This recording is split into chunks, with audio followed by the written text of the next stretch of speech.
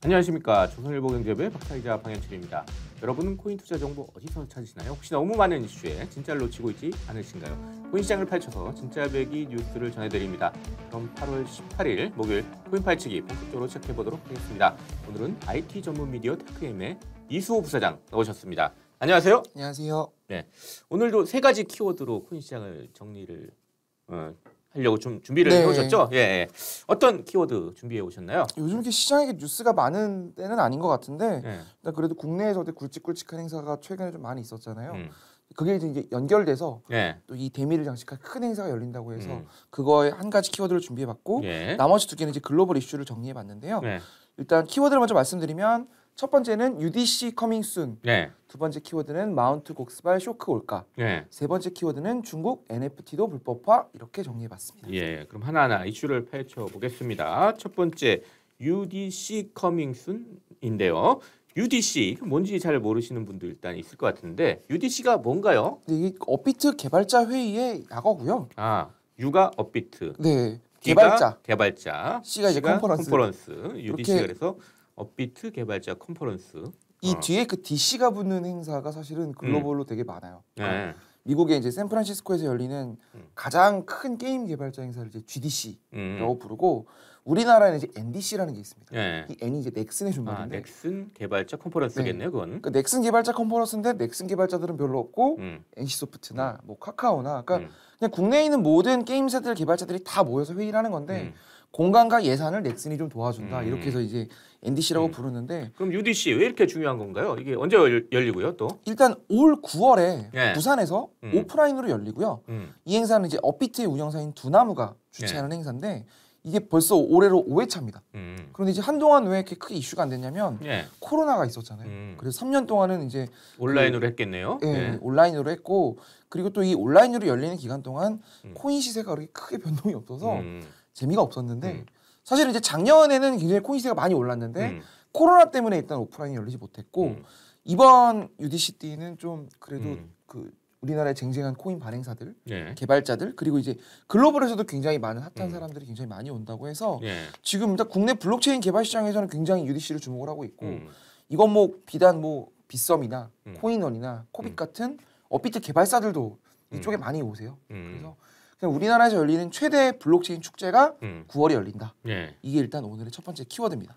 이걸 좀 자세히 먼저 말씀을 드리면 일단은 이 행사의 주최사인 두나무의 개발자들도 많이 이제 스피커로 나오고 또 그 저스틴 선이라고 그 트론이라는 이제 그 글로벌 블록체인 플랫폼인데 그 여기도 예전에 되게 이분이 되게 핫한 분이고 그 이슈가 되게 많았어요. 워렌 버핏이랑 점심 먹는 것도 이분이 그 돈을 주고 낙찰을 받아가지고 되게 뭐 외신도 많이 나오고 그랬던 분이고 또 이분도 오고요. 네, 고든 램지 아시죠? 그 유명한 셰프인데 여기 이분이 이제 최근에 NFT랑 이쪽 하시겠다고 손을 잡은 업체가 더 샌드박스라는 곳이 있습니다. 이 회사도 사실 해외에서 굉장히 유명한 곳인데 여기 창업자인 세바스찬 보르제라는 분이 이분이 UDC 때 세션을 맡으셨어요.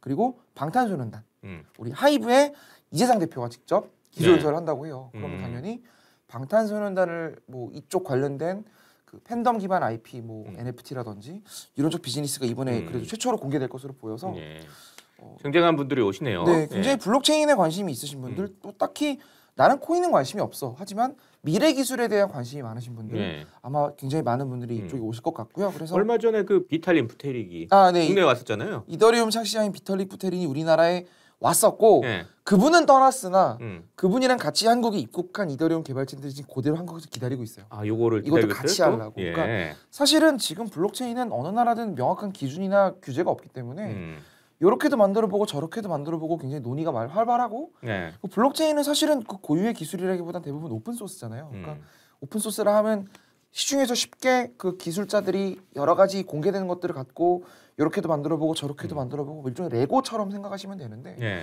그런 형태의 비즈니스들은 사람이 만나서 어쨌든 계속 의견을 교환하는 거잖아요. 그래서 이런 그 글로벌 개발자 컨퍼런스에 생각하지 못했던 투자 유치 발표도 많이 나오고 그러니까 이 더 샌드박스 같은 경우는 올 초에 뉴욕에서 컨센시스라는 행사가 있었는데 거기서 이제 손정희 소프트뱅크 회장이 투자를 한다라는 발표를 해가지고 또 되게 큰 화제가 있었어요. 그래서 이번에 UDC에도 또 어떤 그 빅 뉴스가 또 나오지 않을까. 블록체인 프로젝트 투자라든지 아니면 우리나라 대기업들 삼성, SK, 현대차 이런 기업들도 지금 발표를 딱히 맡고 있다는 내용은 없는데 저는 분명히 이런 큰 뉴스가 대기업 발로 또 몇 개 나오지 않을까. 상당히 주목된다. 이런 개발자 회가 근데 이제 이런 UDC 말고도 이제 좀 글로벌로도 많이 있고. 네, 많아요. 그러니까 왜 저희가 이 UDC를 주목해야 되냐면 사실은 블록체인은 그 개발자들이 이렇게 커뮤니티를 만들고 이렇게 큰 어떤 대회 행사를 한지 사실은 별로 없어요. 우리나라는 UDC가 최초고 미국에서는 컨센시스라든지 앞서 말씀드렸던 행사가 있긴 한데 이 개발자 행사를 열어야 사실은 그 기업들도 이쪽 섹터의 개발자를 별도로 뽑기도 하고 그러니까 고용도 많이 일어나고 창업도 많이 이루어지는데 앞선 이제 그 구글 우리 사실은 전 세계 IT 패권을 쥐고 있는 구글이 I/O라는 행사가 있습니다. 이 인풋 아웃풋의 약자죠. 네, 그러니까 이 I/O 행사가 왜 중요하냐면 구글의 자사 서비스를 소개하는 게 아니라 모바일 개발자라는 직업을 만들었다라는 얘기를 해요 저희가. 그러니까 구글의 I/O를 통해서 각 개발 직군들도 여러 가지 섹터가 있는데 이걸 사실은 뭉뚱그려서 IT 개발자라고 하는 게 아니라 나는 뭐 어떤 개발자야, 나는 어떤 개발자야. 그러니까 이렇게 좀 전문 영역으로 세분화되는 계기를 만들었다고 해서 아마 이번 UDC도 나는 그냥 블록체인 개발자 이게 아니라 어떤 섹터에서 나는 어떤 거에 강점을 갖고 있어 이런 쪽에서 이 개발자들의 어떤 그 직업군 자체를 좀 넓혀주는 그런 계기가 되지 않을까. 그래서 이 사실 판교 테크노밸리에서도 굉장히 기대가 크다고 해서 저희가 이것도 한번 오늘 키워드로 한번 뽑아봤습니다. 한번 주목해봐야 되겠네요. 근데 장소가 부산이네요. 일단 부산에서 열리고요. 이 첫 행사는 사실 제주도에서 했어요. 그러니까 서울을 좀 벗어나서 개발자들이니까 좀 공기도 세고 같이 좀 이렇게 커뮤니티 쉐어도 좀 해라. 이런 의미로 지금 계속 여기저기를 돌아다니고 있고. 3회 행사는 제 기억에 인천 영종도에서 했습니다. 그러니까 이번에는 부산으로 저희 한번 가보겠다. 코인 파헤치기도 거기 가보면 좋겠네요. 네, 한번 그것도 한번 생각해봐야 되겠습니다. 자, 그렇게 해서 첫 번째 키워드 UDC 커밍 순 얘기를 해봤습니다. 두 번째는 마운트 곡스발 쇼크 올가인데요.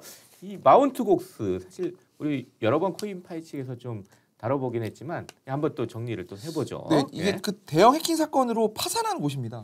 이름 다들 들어보셨을 텐데 2014년에 해킹을 당했어요. 그러니까 2014년이면 우리나라에서 비트코인이 크게 대중화돼 있지 않던 거의 초창기죠. 시절인데 이것도 마운트 곡스도 그때 일본에 있었잖아요. 네, 맞습니다. 일본에 이렇게 큰 가상화폐 거래소가 있었어 하고 그때 깜짝 놀랐던 다들 깜짝 놀랐던 있어요. 시기인데 그때 비트코인 가격이 사실은 뭐 몇십만 원 수준에 불과했던 곳인데 그러다 보니까 굉장히 많은 비트코인이 이쪽에서 거래가 됐고 워낙에 시세가 낮았기 때문에 근데 이 회사가 이제 해킹을 당해서 고객 자산 상당수를 유출을 했고 이후에 이제 일본에서 이제 그 거래소 규제가 좀 생기면서 영업 정지가 됐어요.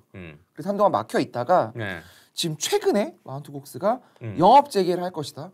그리고 투자자분들 피해 보신 분들 자산을 다 돌려드리겠다. 이런 발표를 했어요. 그러니까 그 거래소 안에 지금 묶여 있는 비트코인들이 있는 거죠. 근데 그게 다시 풀릴까? 뭐 이게 관심사일까? 이게 지금 업계 추정으로는 비트코인 유통량의 전체 약 7%.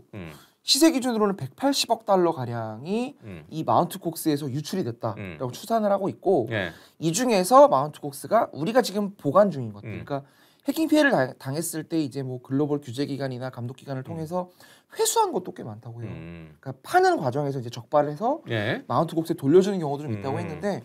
요게 비트코인 개수가 13.7만 개가 남아 있다고 일단 발표를 했고 13만 7천 개. 네, 그러니까 이거의 대부분을 고객이 환수하겠다고 발표를 했어요. 금액으로 따지면 지금 뭐 어마어마한 규모인데 이거를 다 돌려준다고 하니까 지금 시장에서는 그러면 어마어마한 시세 차익을 노릴 수 있지 않겠느냐 투자자분들이. 그 어떻게 돌려준다는 거? 그냥 그 비트코인을 그대로 돌려준다는 거예요? 어떻게 일단 발표한 건 투자자가 선택을 할 수 있는데 달러로 받을지 비트코인으로 받을지 아니면 비트코인 캐시라는 코인이 또 있습니다. 이걸로 받을지 세 가지 옵션 중에 하나를 선택하면 된다라고 일단 그렇게 얘기를 했더라고요. 그러니까 근데 이게 2014년 당시 비트코인 가격이 수십만 원 수준에 불과하다고 말씀을 드렸잖아요. 그러니까 이게 무려 지금 8년 동안 묶여 있던 거니까 투자자 입장에서는 버려놨거나 포기했던 건데 갑자기 또 큰 돈이 들어오는 거니까 한꺼번에 이걸 팔지 않겠냐. 이렇게 일단 시장에 좀 예측하는 분들이 많고. 현재 시세가 꽤 높아졌죠. 당시 수십만 원인데 지금은 비트코인 시세가 3,200만 원 규모니까 이게 사실 조단위 매물이 갑자기 나오면 비트코인 시장이 굉장히 크게 흔들릴 수 있을 것이다. 이렇게 보시는 분들이 많고 사실 어제 그 작은 에피소드가 있었는데 글로벌 1위 거래소 바이낸스 있잖아요. 바이낸스가 순간적으로 한 30분 정도 모든 코인의 입출금이 정지가 됐어요. 처음입니다. 그러니까 코인을 사고 팔 수가 없게 돼 버린 거예요. 그러니까 코인 시장에서 꽤 큰 이슈네요. 근데. 이것 때문에 비트코인 가격이 한 2% 정도 순간적으로 떨어졌는데 워낙 그 잠시간에 있었던 일이 아직 뭐 외신 정도만 나오고 크게 이슈가 되진 않았어요. 근데 약간 음모론이 나오고 있습니다. 지금 이걸 막기 위해서 바이낸스가 입출금을 일시적으로 정지한 거 아니냐? 그러니까 마운트 곡스발 쇼크를 대비하기 위해서 거래소가 지금 준비하고 있는 거 아니냐? 뭘 준비하다가 좀 삐끗한 거 뱅크런을 아니냐? 막기 위해서 네네 그러니까 그런 음모도 나오고 근데 분명한 거는 지금 코인 시세가 뭐 금리 인상이나 여러 가지 그 거시적 이슈가 있음에도 불구하고 어느 정도 지금 유지되고 있기 때문에 뭐 조단위 매물이 갑자기 나온다고 해서 이거는 뭐 다 팔지 또는 사실 그런 얘기도 있어요. 진짜 마운트 코스가 다 돌려줄 수는 있을지 이거 어디까지 믿어야 될지 왜냐면 8년 동안 영업을 하지 않았던 곳이기 때문에 지금 영업 재개를 위해서 이렇게 큰 돈을 투자자에게 돌려줄 수 있을까? 이것도 좀 지켜봐야 될 이슈여서 이 마운트 곡스발 뉴스 이 음모론을 너무 우리가 이렇게 맹신해서 크게 예민하게 접근할 필요는 없다. 다만 이 뉴스를 계속 상당히 지금 이슈가 되고 있으니까 관찰해야 된다. 그렇죠. 팔로우하면서 주목을 해볼 필요는 있다. 그래서 한번 저희가 한번 이것도 한번 키워드로 준비를 해봤습니다. 두 번째 키워드 마운트 곡스발 쇼크홀가까지 얘기를 해봤습니다. 세 번째 준비해 오신 게 NFT. 이거 중국도 불법하느냐 이런 얘기인데 NFT 하면 대체 불가능 토큰이잖아요. 네, 이것도 되게 화제가 되고 있는 게 지금 국내 언론에서는 크게 아직까지 뉴스가 나오지 않았는데 원래 중국 당국이 재작년부터 코인 거래를 사실상 불법화를 했고 그렇죠. 작년 5월에는 이거에 대해서 굉장히 세게 얘기가 나왔어요. 센 얘기들이 나오면서 막 비트코인 가격도 흔들리고 막 그랬어요. 그때. 이것 때문에 사실은 이제 우리나라는 부처님 오신 날 기준으로 코인 가격이 많이 떨어져가지고 이걸 이제 투자자분들이 붓다빔이라고 부르는 분들도 계셨는데 사실 그 원인이 이제 중국 시장에서의 어떤 그 유동성이 잠기는 그런 부분들 때문에 큰 하락이 촉발됐다라고 보는 분들이 많은데 이번에 중국이 NFT도 불법화하겠다라는 뭐 아직 구체적인 메시지를 던진 건 아닌데 약간 신호가 나온 거죠. 신호가 그러니까? 지금 나왔습니다. 그러니까 아마 곧 이어지지 않을까 이렇게 좀 예의주시하고 있는데 중국 인터넷 기업 텐센트라고 있습니다. 아주 유명하죠. 그러니까 그 카카오톡이랑 네이버를 합쳤다고 보시면 되는데요. 그러니까 중국에서 제일 큰 인터넷 기업이고 또 전 세계 시가총액 기준으로도 가장 큰 인터넷 기업인데 이 회사가 원래 환허라는 NFT 거래 플랫폼을 갖고 있었고 최근에 굉장히 사업을 공격적으로 했었어요. 그래서 뭐 여러 가지 뭐 국영이나 지자체나 아니면 일반 민간 기업에서도 NFT 수요가 있으면 텐센트가 만들어주고 이걸 유통까지 해주고 왜냐면 이제 카카오톡과 네이버를 같이 운영하고 있다고 했잖아요. 중국 기준으로는. 그러니까 이용자 접근성도 좋고 기업들 접근성도 좋기 때문에 이런 것들을 텐센트가 되게 주도적으로 해서 아 중국 당국이 어느 정도 NFT를 허용한 것 아니냐 이렇게 보는 분들이 많았는데 갑자기 16일 날 NFT 사업을 철수한다고 텐센트가 NFT에서 발표했어요. 철수하겠다.